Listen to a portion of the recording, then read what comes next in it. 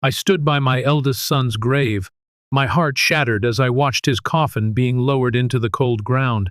That's when I heard it loud, demanding footsteps approaching from behind. "Stop the ceremony, he doesn't belong here."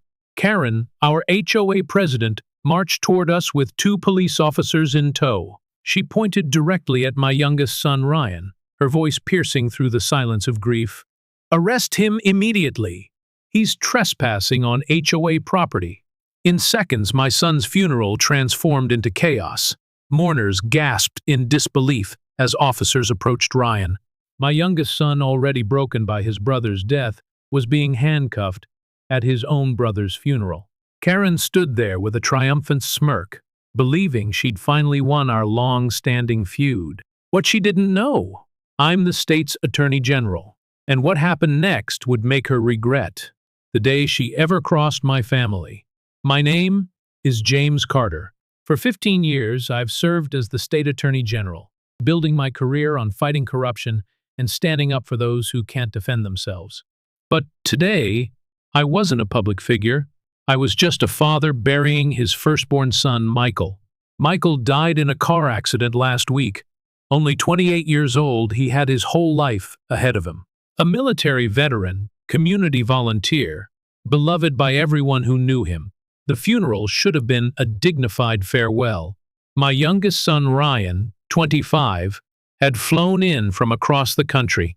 The brothers were inseparable growing up, and Ryan was devastated. He'd barely spoken since arriving, consumed by grief too profound for words. Our family has lived in Oak Ridge Estates for over a decade, a beautiful neighborhood that slowly transformed into a nightmare when Karen HOA became HOA president 3 years ago.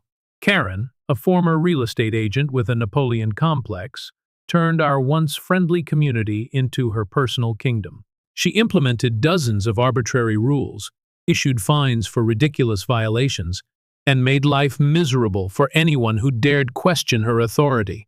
Our troubles with Karen began last year at a community meeting. Ryan, home for Christmas, attended with me and voiced concerns about Karen's proposal to triple HOA fees for community improvements that somehow always seemed to benefit properties near her own home. "This looks like a conflict of interest," Ryan had stated calmly. "Shouldn't there be more transparency about where these funds are going?" Karen's face had turned crimson. In front of everyone, she'd pointed at Ryan and declared, "Visitors don't get a vote or a voice here. Know your place or don't come back."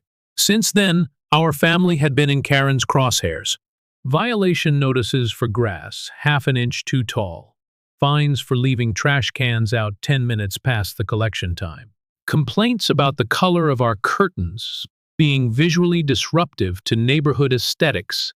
When Michael died, I requested permission to hold a small gathering at the community park after the funeral place. My son had helped renovate as an Eagle Scout project years ago. Karen denied it immediately, citing event capacity restrictions that had never existed before. We chose to hold the funeral at Oak Ridge Cemetery, instead technically part of HOA common grounds, but traditionally open to all current and former residents. Michael had grown up here, and despite moving away for work, this was his home. The morning of the funeral, I received an email from Karen, reminder, only current residents and approved guests may attend events on HOA property. All others will be considered trespassing and dealt with accordingly. I dismissed it as another empty threat. Even Karen wouldn't disrupt a funeral. I was wrong. As we gathered around Michael's grave, family, friends, neighbors, I noticed Karen watching from a distance, phone in hand. She seemed to be waiting for something. When Ryan stepped forward to place a military medal on his brother's coffin, an honor from their shared service, Karen sprang into action. She marched over with 2 police officers, waving a printout of some HOA regulation. Section 8.3, she announced loudly. Non-residents cannot participate in community events without board approval. A funeral. She was treating my son's funeral as a community event. "MAAM, this is a funeral," one officer said, hesitantly, clearly uncomfortable with the situation. Karen thrust the papers toward him. "The HOA bylaws are legally binding. This man, she pointed at Ryan, moved away 2 years ago. He surrendered his right to be on HOA property without explicit permission, which was denied yesterday. My daughter-in-law, Sarah, Michael's widow, stepped forward. You're disrupting my husband's funeral over a technicality? Have you no decency? Karen's eyes narrowed. Rules exist for a reason. If we make exceptions, what's the point of having an HOA at all? I approached calmly, trying to de-escalate. Karen, please. This is my son's funeral. Whatever issues you have with Ryan or our family can be addressed afterward. No, James. Your family has undermined my authority for too long. You think the rules don't apply to you because of your position? Today, everyone will see that no one is above HOA regulations. She turned to the officers. I want him removed from the premises immediately and charged with trespassing. The younger officer looked deeply conflicted. Ma'am, we were called about a trespassing issue, but this appears to be a family funeral. Are you refusing to do your job? Karen's voice rose sharply. I can call your supervisor. I'm personal friends with Captain Matthews. That name drop changed the officer's demeanor. Captain Matthews was known for his political ambitions and for maintaining community relations with influential HOA boards that could sway local elections. Sir, the officer turned to Ryan. I need to see some ID and proof of residence. Ryan, still in shock, fumbled for his wallet. I'm here for my brother's funeral. I grew up in this neighborhood. Current residence? The officer asked. Portland, Oregon? Karen pounced. See? Non-resident. The board expressly denied his attendance request yesterday. That's a lie, I interjected. We never submitted any request, because family members don't need permission to attend a funeral. But Karen had come prepared.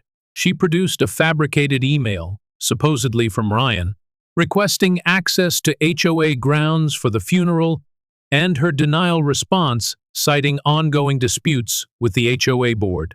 This is absurd, I said, my patience wearing thin. I'm the Attorney General. I know the law. Karen smiled coldly. And as a lawyer, you should respect that HOA contracts are legally binding. Your title doesn't exempt your family from following the rules that everyone else abides by. The officers, caught between performing their duty and recognizing the inappropriateness of the situation, hesitated. Karen pressed on. Either remove him, or I'll file formal complaints against both of you for selective enforcement. That threat worked. The senior officer turned to Ryan. Sir, I'm going to have to ask you to come with us. We can sort this out at the station. What happened next still haunts me. My youngest son, already broken by grief, was handcuffed at his brother's funeral. Mourners watched in horrified silence as Ryan was escorted away, his face a mask of disbelief and anguish. Karen stood triumphantly as the police cruiser pulled away. She turned to address the stunned gathering. The ceremony may continue now that the HOA violation has been addressed. Please conclude within the allotted time, as the grounds must be vacated by 4 p.m. per section 12.4. My wife collapsed into her sister's arms, sobbing. Sarah, Michael's widow, stared at Karen with pure hatred. Friends and neighbors whispered among themselves, many leaving in disgust. I remained by my son's half-filled grave, a storm building inside me. In that moment, I made a silent vow. Karen had finally gone too far, and she would face the full consequences of her actions. As the ceremony concluded in a cloud of grief and anger, Karen approached me one last time. I hope your family has learned that no one is above the rules, James. Not even the Attorney General's son. I looked directly into her eyes. You've made a terrible mistake today. She laughed. Save your threats. I have the HOA bylaws on my side, and they're ironclad. I've never lost a dispute yet. There's a first time for everything, I replied quietly. As she walked away, I made a phone call not to the police station where Ryan was being processed, but to my chief investigator at the Attorney General's office. Mark, the first need a complete investigation into Oak Ridge HOA. Financial records, meeting minutes, enforcement patterns, everything. And I need it yesterday. What am I looking for, sir? Anything and everything, but focus on selective enforcement, financial improprieties, and abuse of power. I have a feeling we're going to find plenty. The next 48 hours were a nightmare. After posting bail for Ryan on a ridiculous trespassing charge, I focused on helping my family through the remainder of Michael's funeral arrangements while simultaneously launching what would become the most personal investigation of my career. Ryan was shattered, not just by his brother's death, but by the humiliation he'd endured. I couldn't even say goodbye properly, he said, his voice hollow. My last memory of Michael will always be tainted by handcuffs and a police car. Those words broke my heart and strengthened my resolve.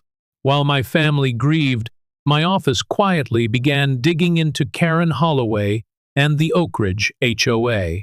What we discovered was more disturbing than I'd anticipated. Karen had systematically targeted specific homeowners, primarily minorities, elderly residents, and anyone who had challenged her authority. She'd selectively enforced rules, waiving violations for allies, while aggressively pursuing others for identical issues. More damning, we uncovered financial discrepancies. Under Karen's leadership, the HOA had awarded landscaping and maintenance contracts to companies owned by her brother-in-law at rates nearly double the market average. Homeowners' dues had been redirected to community improvement funds that primarily enhanced properties adjacent to Karen's own home, dramatically increasing their value. And there was more. Karen had used HOA funds to pay personal legal expenses when a resident had previously attempted to sue her for harassment. She'd established a pattern of retaliatory actions against any homeowner who questioned her decisions. 3 days after Michael's funeral, we discovered the most shocking evidence. Karen had been manufacturing violations and falsifying complaints against specific residents. The trespassing claim against Ryan? Completely fabricated, with forged signatures from other board members who later admitted they never approved such action. The full weight of what Karen had done crashed down on me as I sat in my home office, reviewing the evidence. She hadn't just disrupted my son's funeral out of pettiness or a rigid adherence to rules. This was calculated revenge against a family that had dared question her authority, executed at our most vulnerable moment. I called my wife and Ryan into the room and showed them what we'd found. She's been doing this to dozens of families, I explained, spreading out the documents, targeting people, falsifying violations, embezzling funds. And she picked the worst possible moment to target us. Ryan, who had been withdrawn and silent for days, suddenly looked alive again. What can we do? Everything by the book, I replied. But the book is a lot thicker than Karen realizes. That evening, as we finalized our strategy, a neighbor knocked on our door. Mrs. Patel, an elderly widow who lived across the street, stood there nervously. I heard what happened at the funeral, she said softly. Karen has been threatening to fine me for my garden, the one my late husband planted, calling it unapproved vegetation. I'm not the only one. We're all afraid of her, but after what she did to your family, her voice broke. It was a funeral. There must be limits to power. By morning, we had testimonials from 17 different households, each with their own story of Karen's abuse of power. If you've ever encountered someone like Karen who abused their authority and made others suffer, type justice in the comments. Let's show that no one should be allowed to weaponize rules against grieving families. 1 week after Michael's funeral, I called a press conference. Not as a grieving father, but in my official capacity as State Attorney General. The media turnout was substantial. They'd been told this would be about significant corruption in local governance. Karen watched the broadcast from her living room, texting fellow board members smugly. Carter's trying to intimidate us with his title. Stand firm, our bylaws are legally sound. She had no idea what was coming. Good morning, I began, my voice steady. Today, the Attorney General's office is announcing a major investigation into corruption, financial fraud, and civil rights violations within the Oak Ridge Estates Homeowners Association.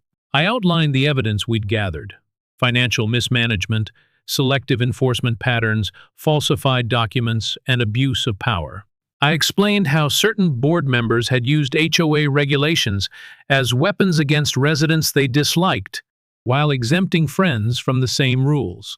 This investigation began after an incident that many of you have heard about: the disruption of my son's funeral and the arrest of my younger son on fabricated trespassing charges. The press room erupted with questions, but I continued.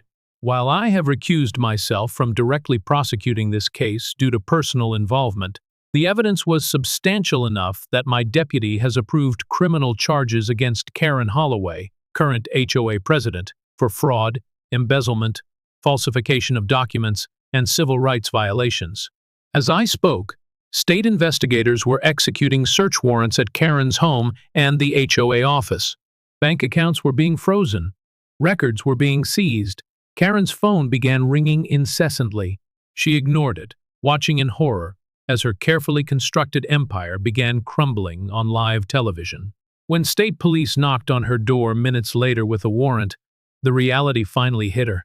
What Karen didn't know, what I'd discovered just 2 days earlier, was that our state had recently passed the Homeowner Protection Act legislation I had personally championed years before. The law specifically targeted HOA overreach and established criminal penalties for board members who abused their positions. Karen had managed to fly under the radar for years because most victims couldn't afford to fight back. She had counted on intimidation and the prohibitive cost of legal action to maintain her power. She never imagined facing the resources of the Attorney General's office. Her arrest made local headlines: HOA president arrested after disrupting AG's son's funeral. The twist came 3 days later, when 7 former HOA board members approached my office seeking immunity deals. They revealed that Karen's abuse of power went beyond Oak Ridge Estates. She had been consulting for 5 other HOA boards across the state, teaching them her tactics for effective rule enforcement and taking a percentage of the increased dues and fines. It wasn't just one corrupt HOA president. It was an emerging pattern that threatened homeowners statewide. During Karen's bail hearing, she appeared shocked and diminished, her carefully crafted image of authority shattered. Her attorney attempted to paint her as a dedicated community volunteer who perhaps was overzealous in her duties. The judge was unimpressed, especially after hearing the funeral incident. Mrs. Holloway, using HOA regulations to target a grieving family at a funeral, shows a disturbing lack of judgment and basic human decency. Karen attempted one last power play. "Your Honor, I've been friends with Judge Carlton for years. He would understand that HOAs need strong enforcement to maintain community standards." The judge's eyebrows rose. "Are you suggesting that another judge would show you favoritism based on personal relationship? Let's add attempted judicial intimidation to the list of concerns." Bail was set at $100,000. Karen's husband refused to post it. As the case progressed, more victims came forward. The investigation expanded to other HOAs, where Karen had served as a consultant. What had begun as justice for my family was becoming a statewide reckoning for abusive HOA practices. Ryan, slowly healing from both grief and humiliation, joined me in reviewing proposed amendments to strengthen the Homeowner Protection Act. "Michael would be proud," he said quietly. He always hated bullies. 2 months after Michael's funeral, I received an unexpected letter. It was from the police officer who had arrested Ryan, the young one, who had seemed uncomfortable with the situation. "I failed to stand up for what was right that day," he wrote. "I've submitted my testimony about how Mrs. Holloway pressured us to make that arrest, and I've requested a transfer to community relations so I can work to rebuild trust with the neighborhoods we serve. I will carry the regret of my actions at your son's funeral for the rest of my career." Sometimes, justice creates ripples that extend far beyond the original case. Karen's trial lasted 3 weeks. The evidence was overwhelming, the witness testimony damning. Former board members, neighbors, even her own assistant testified about her systematic abuse of power and financial misconduct. The jury deliberated for just 4 hours before returning a guilty verdict on all counts: fraud, embezzlement, falsification of records, and civil rights violations. At the sentencing hearing, the judge didn't hold back. Mrs. Holloway, you wielded HOA rules like a weapon, targeting vulnerable residents while enriching yourself and your associates. Your disruption of a funeral, a sacred time of grief, shows a profound lack of basic humanity. This court sentences you to 5 years in state prison and orders restitution to all affected homeowners. Karen's carefully maintained composure finally broke. This is outrageous. I was just enforcing the rules everyone agreed to when they moved in. The judge adjusted his glasses. Rules are meant to serve communities, Mrs. Holloway, not to be weapons for those who crave control. You'll have 5 years to reflect on that distinction. As for the Oak Ridge Estates HOA, it underwent a complete transformation. A new board was elected with term limits and transparency requirements. HOA fees were reduced by 40% after the fraudulent contracts were canceled. Many of the arbitrary rules Karen had implemented were abolished. Miss S. Patel's garden was officially designated a neighborhood cultural landmark, protected from future HOA interference. The community park where Karen had denied our post-funeral gathering was renamed Michael Carter Memorial Park, with a small plaque commemorating his community service. Ryan decided to move back home, taking a job with a nonprofit that helps homeowners navigate HOA disputes. Michael always said, "I should use my organizational skills for something meaningful," he explained. The ripple effects extended beyond our community. 6 other HOAs, where Karen had consulted, underwent investigations and leadership changes. Our state legislature strengthened the Homeowner Protection Act, adding specific protections against retaliatory enforcement and requiring financial transparency for all HOAs. I took a 3-month leave of absence from my position to properly grieve Michael and to help rebuild our community. When I returned to work, one established a dedicated HOA oversight division within the Consumer Protection Bureau of my office. On the 1-year anniversary of Michael's passing, we held a proper memorial at the renamed park. Neighbors, friends, and family gathered without fear or intimidation. Miss S. Patel brought flowers from her garden. Former HOA victims shared stories of relief and renewal. During the ceremony, the young police officer who had arrested Ryan approached us. In civilian clothes. "I don't expect forgiveness," he said, "but I wanted you to know that I've started a training program for officers on how to recognize and respond to HOA overreach. We're calling it the Michael Carter Protocol." As I looked around at the community that had healed and strengthened, I felt Michael's presence. A terrible wrong had led to positive change for countless homeowners. Sometimes, justice works exactly as it should. Do you think Karen received the justice she deserved for disrupting a funeral and abusing her power for years? Or should she have faced even stricter consequences for turning a moment of grief into a power play? If you've ever dealt with unreasonable HOA demands or encountered someone who abused their authority, share your experience in the comments below. Your story might help others facing similar situations. Type "justice served" if you believe Karen's 5-year sentence was appropriate for her actions.